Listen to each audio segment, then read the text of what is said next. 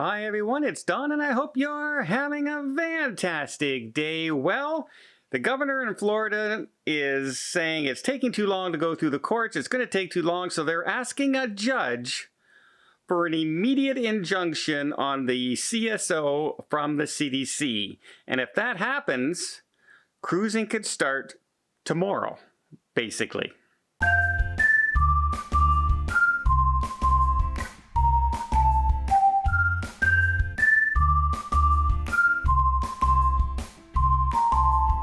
So I've read over the injunction. They're asking for an immediate injunction from the CDC because they're stating a few facts and they're saying that, there's some things that in order for a judge to say, yes, you know what, I'm going to say that that cannot happen. The CDC's injunction cannot happen. We have to stop it.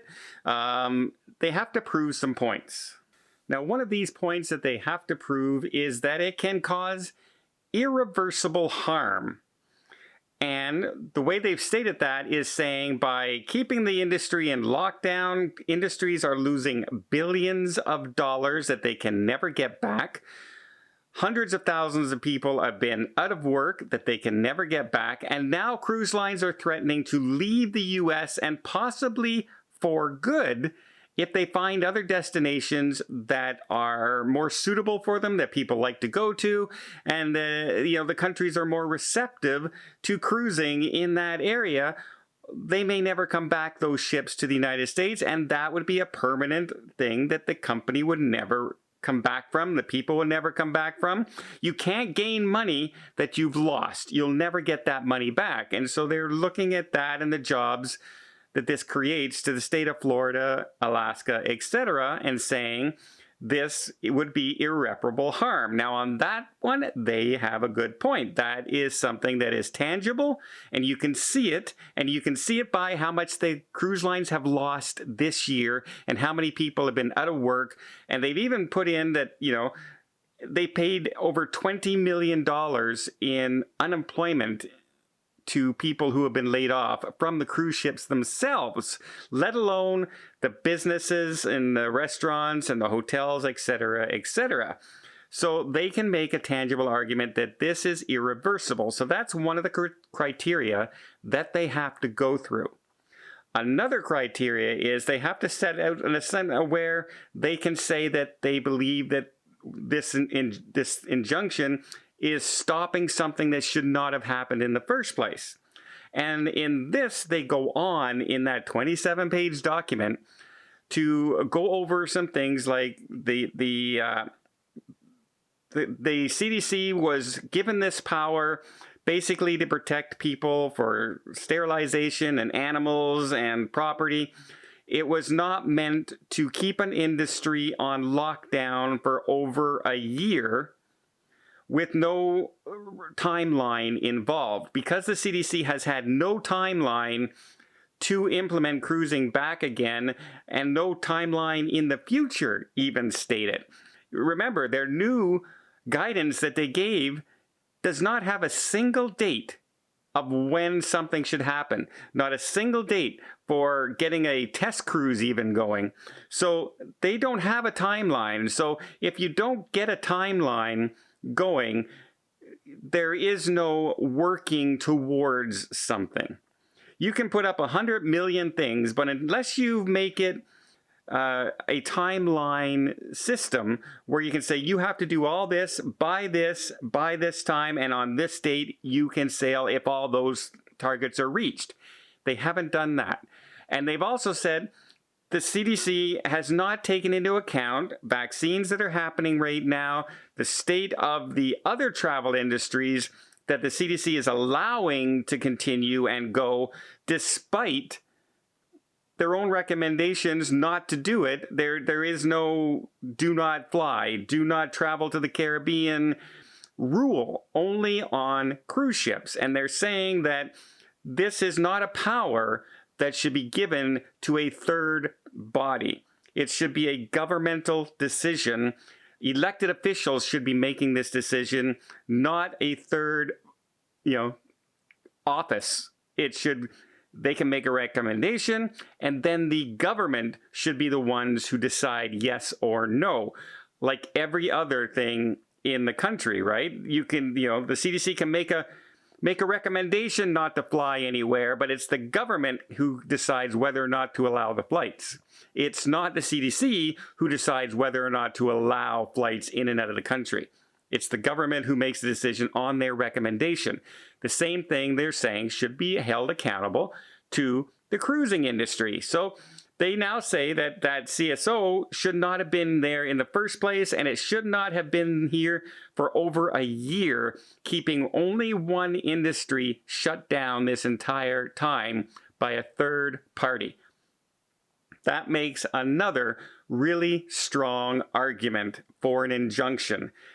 And finally, the third thing that they have to prove to get an injunction of this type is that they have to prove that they will likely win on the lawsuit that they're having.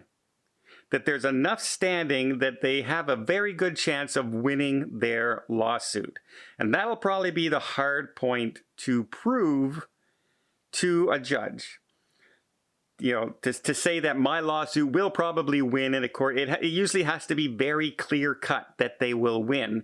And nothing in government or anything is ever crystal clear, right? Nothing is ever clear that it will work.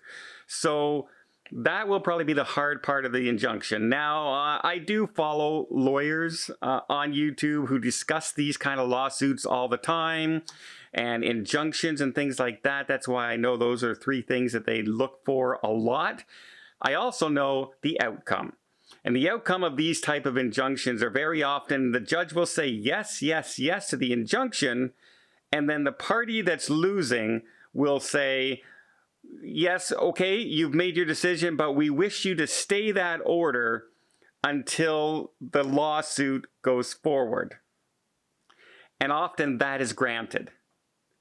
So even though they can win the injunction that this should not be going on, the judge can stay that order until it's heard at a later date, or until the party has a chance to try and get it overturned in an appeals court. So there's lots of ways that they can extend this out and make it go on and on and on once again. So will this work? I don't know. They have a good point on two of them. The third one's going to be the hardest one to get through. But dollars to donuts, as they say. The thing, no matter what happens, if they do win this injunction, you can guarantee it'll be appealed. It goes without question that it will be appealed. And, I would be shocked, beyond shocks, if the CDC would lose this injunction or the government would lose this and say, you know what, all right, the judge says we shouldn't be doing this, we're not going to do it. Although, CDC, if you're listening, that's your way out. I know you're afraid to make a decision on the cruise ships. I know you're afraid to sail in case something happens. But if a judge comes out and says, yeah, you guys shouldn't have that power, leave it up to the state, it's out of your hands now. You can wash your hands of it and say, well, we did what we could, and the judge and the government said is not listening to us. It's your out. It's your way out. So maybe if you do lose this injunction, maybe don't appeal it. Because now you can say no matter what happens, you did what you thought was right. If cruises work and everything goes well, nothing happens. If cruises go bad and there's a huge outbreak and hospitalizations go up and everything, you can say, see, I told you so. It's a win-win situation for the CDC. The only thing is, you lose your power. And there's the question. Do you want an out or do you want to lose your power? The decisions these days. Well, that's a quick breakdown of the injunction. Will it go through? Will it won't? It'd be very curious to see if they win the injunction, what the answer is. If they just decide to let it go or if they appeal. It will kind of show their hand one way or the other. Well, I hope you liked this video. If you did, please give it a thumbs up. Want to see more tips, more tricks, more travel blogs from around the world? Hit that subscribe button. Until next time, Have yourself a safe and a great vacation.